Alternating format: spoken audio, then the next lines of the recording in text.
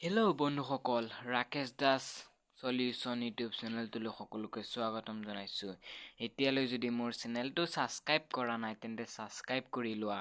আজি মই লৈ আনিছোঁ ক্লাছ 11ৰ এডভান্স আছামিজ বুকৰ 5 নম্বৰ যিটো কবিতা আছে, পচুৱাৰ দাগ, প্ৰসন্নলাল চৌধুৰীয়ে ৰচনা কৰা। এই কবিতাটোৰ আমি কুৱেশ্যন এনচাৰসমূহ আলোচনা কৰিবলৈ গৈ আছোঁ, গতিকে ভিডিঅ'টো স্কিপ নকৰাকৈ চাই থাকা। যদি আমাৰ চেনেলত নতুন আহিছে তেন্তে ভিডিঅ'টো ছাবস্ক্ৰাইব কৰি ল'বা। এতিয়া চোৱা কি দিয়া আছে। অধ্যয়টিৰ অন্তত শিক্ষাৰ্থীসকলে তলত উল্লেখ কৰা কথাখিনি জানিবলৈ সক্ষম হ'ব। এইখিনি পঢ়িবা তোমালোকে, মই দেখাই দিছোঁ। পিছত চোৱা, এই অধ্যয়টোৰ পৰা যোৱা 10 বছৰত অহা সৰু ডাঙৰ প্ৰশ্নবোৰ। ইয়াত সৰু ডাঙৰ সকলোবোৰ মোৰ প্ৰশ্ন দিয়া আছে, চাই ল'বা। মাৰ্ক দিয়া আছে, কিমান চনত আহিছিল সেইখিনিও দেখাই দিয়া হৈছে ধুনীয়াকৈ। আৰু এইসমূহৰ এনচাৰসমূহ তোমালোকে পাঠটোৰ ভিতৰতে পাই যাবা। ব'লা তেন্তে পলম নকৰি আমি ভিডিঅ'টো আৰম্ভ কৰি দিওঁ। 1 নম্বৰৰ আৰ্হি প্ৰশ্ন আৰু উত্তৰ। 1 নম্বৰ কুৱেশ্যনটো চোৱা, পচুৱাৰ দাগ কবিতাটিৰ ৰচক কোন?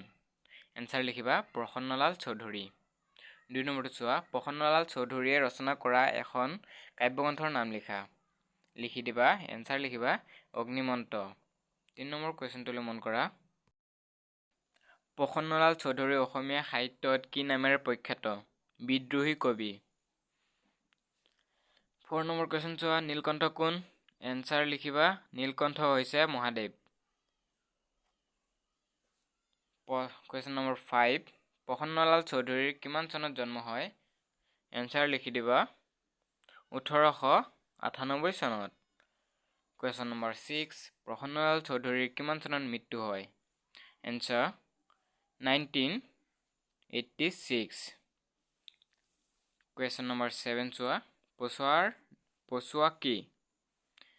এনচাৰ পশ্চিমৰ পৰা পূবলৈ বলা বেগী বতাহ। প্ৰশ্ন 8, চিত্ৰলেখা কোন?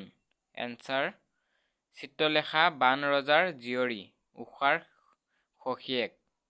9 নম্বৰ কুৱেশ্যনটো চোৱা, অধৰ মানে কি? অধৰ মানে কি লিখিবা উঠ। অধৰ মানে হৈছে উঠ। 10 নম্বৰটো চোৱা, অসমীয়া সাহিত্য জগতত কোনজন কবি বিদ্ৰোহী কবি নামেৰে পৰিচিত? অলপ আগতে আমি পাই আহিছোঁ।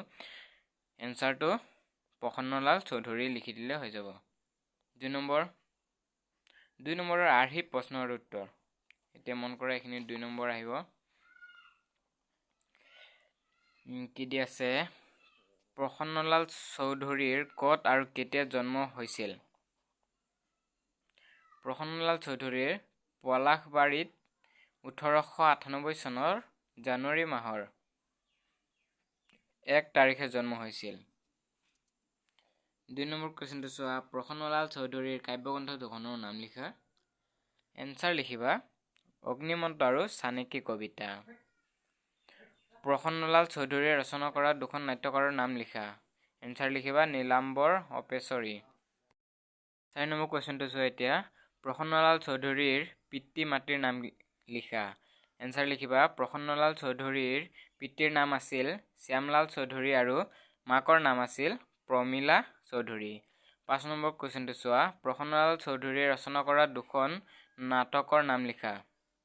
এনচাৰ লিখিবা নীলাম্বৰ অপেশ্বৰী। 6 নম্বৰ কুৱেশ্যনটো চোৱা, প্ৰসন্নলাল চৌধুৰীৰ কবিতাৰ দুটা বৈশিষ্ট্য লিখা। এনচাৰ লিখিবা স্বদেশ প্ৰেমৰ উদ্দাম প্ৰকাশ। 2 নম্বৰতে উপযুক্ত শব্দচয়ন আৰু ছন্দৰ ব্যৱহাৰ। এতিয়া আহি গ'ল 4 বা 5 নম্বৰৰ আৰ্হি প্ৰশ্ন আৰু উত্তৰ। 1 নম্বৰ কুৱেশ্যনটো চোৱা, প্ৰসংগ সংগতি দৰ্শা ব্যাখ্যা কৰা। ক নম্বৰটোত আছে দুৰ্যোগৰ ৰুদ্ৰ তাণ্ডৱেও অভভেদী গিৰি পৰ্বতেও পথটোৰ নোৱাৰে ৰুধিব। ইয়াত মই ধুনীয়াকৈ দেখাই দিছোঁ।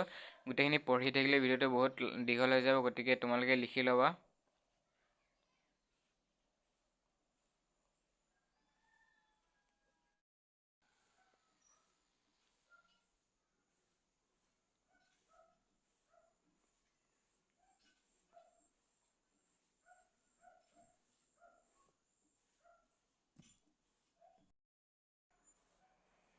3 নম্বৰটো আছে কবিয়ে পোছাক কিহৰ লগত তুলনা কৰিছে বৰ্ণনা কৰা 4 বা 5 নম্বৰ আহিব এখিনি লিখিলে সম্পূৰ্ণ নম্বৰ পাই যাবা তোমালোকে এখিনিকে লিখিবা ভালদৰে পঢ়ি 4 নম্বৰটো চোৱা পোছৰ দাগ কবিতাটিৰ সাৰাংশ লিখি ইয়াৰ কাব্যিক সৌন্দৰ্য বৰ্ণনা কৰা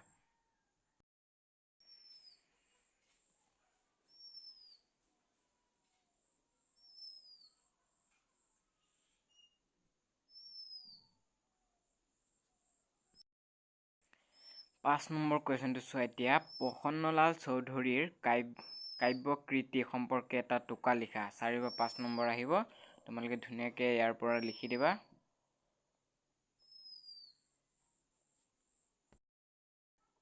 আজিৰ ভিডিঅ'টো ইমানেই আছিল যদি কিবা ডাউট থাকে তেন্তে কমেন্ট কৰিবা যদি ভিডিঅ'টো ভাল লাগিছে তেন্তে লাইক কৰা শ্বেয়াৰ কৰা আৰু লগতে সাবস্ক্ৰাইব কৰিবলৈ নাপাহৰিবা থ্যাঙ্কস ফৰ ওয়াচিং